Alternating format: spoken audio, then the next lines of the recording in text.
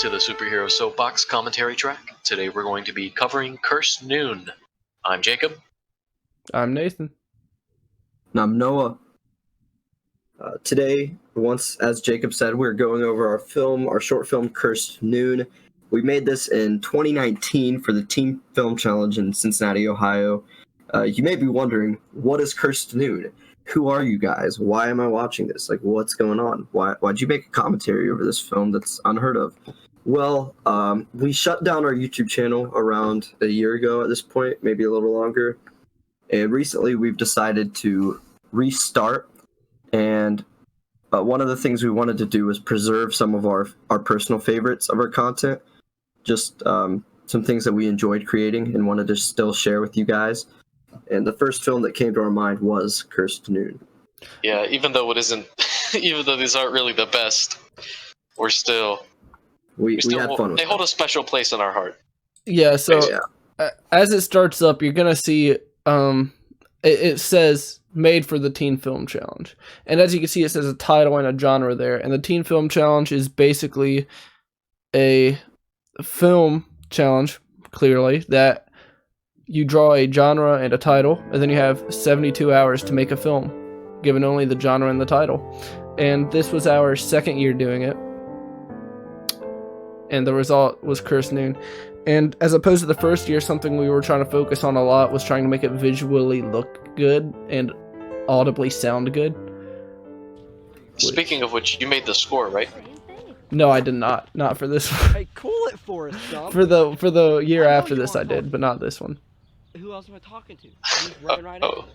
I do remember You wanna fight? in this shot, I ran into the camera the first time we did it, Let the man handle this. So you're telling me? but we you ended wanna up getting the shot and it worked. Yeah. At first, I was just caught up in the moment. So yeah, I thought a he couple was right, things. but then I figured One, he's just a chicken. I had to talk my actual girlfriend into playing this role, which On the playground she didn't know about till the day of. tomorrow. Bro, I'll be there. And we'd also told ourselves prior to drawing a genre Fight tomorrow. I ain't scared of you. that we mockumentary style into this film regardless of our genre. I cannot. Yeah, Even though it isn't entirely consistent, it's still there. Yeah, I mean, a lot of these shots look really good. Like this shot, it looks really good. He's gonna curb stomp me. I didn't have the heart to It's tell, a but there's little out no of way focus, he is winning this fight. but it's pretty good. I wish I didn't smile. This shot ruins it. Yeah, the lighting's poor here, but the joke still lands. Yeah. Oh yeah, people in the premiere were laughing their buns off. Yeah, then an overexposed window shot, nothing like it. So what? Do you have like a? Yep, that's me and Noah. I'm just suddenly gonna be ready to go John Cena on his boot. If you guys haven't been able to tell from my voice, I'm playing Chad, who is the big bad bully. Stupid that sounds, Scott. The only six-pack you know about is a Yes, six-pack. and I'm David, and Jacob's obviously Scott. What? Now, where did the original idea for Cursed Noon come from? I think we were at a McDonald's and we sat down as soon as we got our genre and we just started going. Yeah, it was pouring rain, and so we didn't want to drive, and we just pulled into McDonald's Sat and down. started cranking this out. And actually, the entire concept that led to the movie was the idea of, well, the genre was time travel, and the title was Cursed Noon. So the first joke that we came up with was, "I'm gonna knock you into next week," and that's what led to the concept of somebody getting into a fight and literally punching you so hard you get knocked to next week. Yeah, and obviously you're probably struggling to catch most of the dialogue, so we're hoping if you actually wanted to see this film, you can watch it. It's public on our channel right now as itself, before or after watching this commentary. But yeah, this time travel device was actually just a Bluetooth speaker that we had chilling around our house. Really cool looking one. Yeah, so we decided to use that as a joke. That was like as we were looking for the props, I found that and I was like, this is the time machine, we can make a joke about it. And we did. I think my tears were worked up pretty well in that shot. You know, Yeah. could have been worse. That's all I'll say. If this isn't working in the morning, and I have to fight Jack, Funny story about this short. My pastor played it for a bunch of the old people in the audience, and they loved it. Oh my gosh, that's amazing. Yeah. Yeah. Now, And he's like, looks like we have an actor on our hands. to this day, there's a red dot that was recorded on the camera, and I still don't know why. It was definitely like a we never digital figured thing, It'll never work. It hasn't worked yet. but I still don't know why. Oh, it's yeah. there. Doesn't know is that this. These, a lot of these garage shots were kind of inconsistently lit and weird. Oh no, Yeah. it's a setback actually. Yeah, I think it was a good learning experience for us on filmography or cinematography. Just like learning Bad news is that lighting is important because the well lit shots actually look really solid in this film. The But naturally that's lit like- shots look really good. That's like 50% of them though, and so I definitely learned a lot about why lighting How's it? can change such a different. Like go without it. it's wildly different between this and like the outdoor shots. I can take it. You got I can take it. I'm just gonna Yeah. get And this whole short itself is radically different from like Triple Trouble, which I'm hoping that stays buried. Oh yeah, like We shot this one in our local park. this looks really nice. It looks like a mockumentary. The problem with these scenes is that the mic was messing up, so I had to use the in-camera stock microphone, and I didn't realize that the audio was messed up until editing it. Yeah. Yeah, I've been born ready to square. And Who's that? yeah, Oh, love this scene, this shot. David, I think it works. I think we could have done this all in one shot instead of doing quick cuts, though. Yeah, I think the quick cuts look good, but the problem is just that it was a mockumentary style.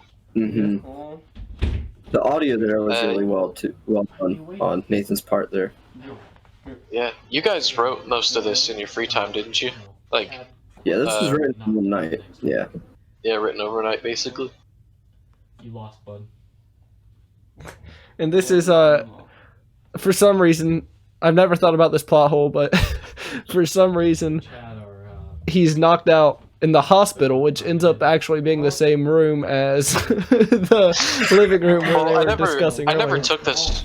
I never took this as the hospital. I thought we just like Took them gave him home some after. dollars. Well, initially it was supposed to be the hospital. I guess But- Cursoon describes our location. There's the McDonald's scene we were talking about, by the way. Yeah, we got a lot of Time travel. footage, the time machine. behind the scenes stuff that'll probably be playing after this that you can One of the goons. listen to. Yeah, and Watch. on top of that, we adopted the style of putting our behind the scenes during the credits of our movies, My last few hours doing especially for the Teen Film Recording Challenge. behind And the that's something scenes. I'd love to actually carry should over be- for the rest. here, which means the credits Of should be here, Yeah, and the credits our should be films ending that right we about make. now. yeah, I love this concept. The for process is credits. just interesting.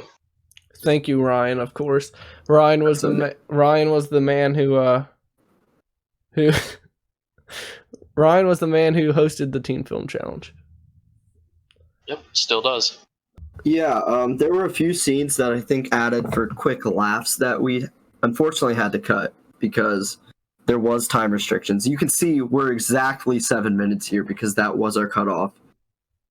Oh So yeah. we were down to the wire. But there was just some comedic clips that had to be cut that didn't really help the story that I do think add to the enjoyment of the film, though. Yeah, we Right. had some cameos of our friends who helped us a lot with films prior, but we ended up not being able to get them inside in time due to the The constraints. most tragic part about this short was that most of the people in the audience missed the final punchline. Because they were already I'm gonna laughing. knock you in the last week. Yeah. So that really boosted our confidence and really showed our stride and what we could do well. And Yeah. on top of this, you know what? I will put the audience reaction as an unlisted video in the description if you guys want to check that out. I think personally, that's probably our most well-received film that we'd ever made.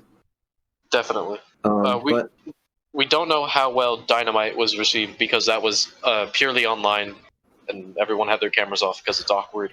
Yeah. And so Dynamite pretty is proud another of- director's commentary we're doing if you guys want to check that one out after this.